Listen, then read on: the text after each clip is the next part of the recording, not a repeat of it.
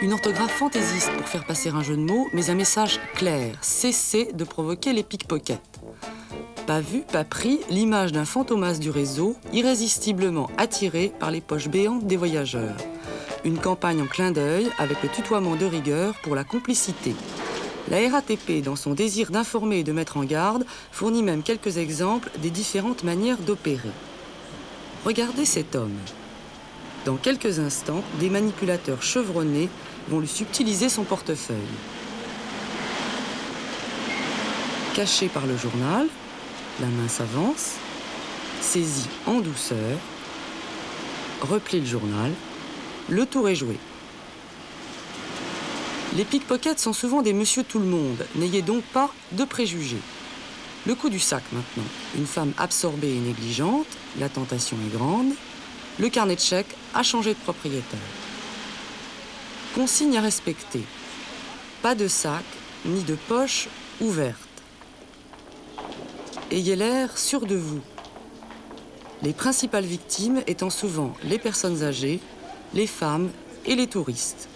Mais vous pouvez aussi être la proie d'une bande organisée, comme ce brave contrôleur. Pardon monsieur, je pourrais aller à la salle omnisport de Bercy. Une demande de renseignement. Vous n'auriez pas l'heure, s'il vous plaît? Un complice s'approche, l'objet a déjà changé de main, le troisième larron s'éloigne. 280 agents de la sécurité et policiers ont incontestablement un effet dissuasif. Mais pour réprimer, il faudrait constater le flagrant délit. C'est pratiquement impossible.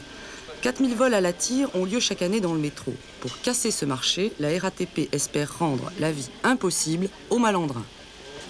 Dans le domaine du vol à la tire, c'est beaucoup plus un problème de prévention qu'un problème de répression. Surtout lorsque le délinquant ce sont des bandes d'enfants.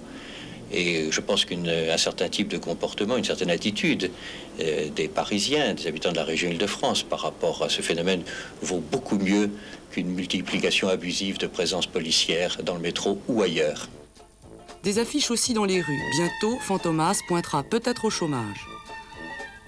La dernière campagne contre la fraude avait bien marché. Le nombre de fraudeurs aurait diminué de 15%.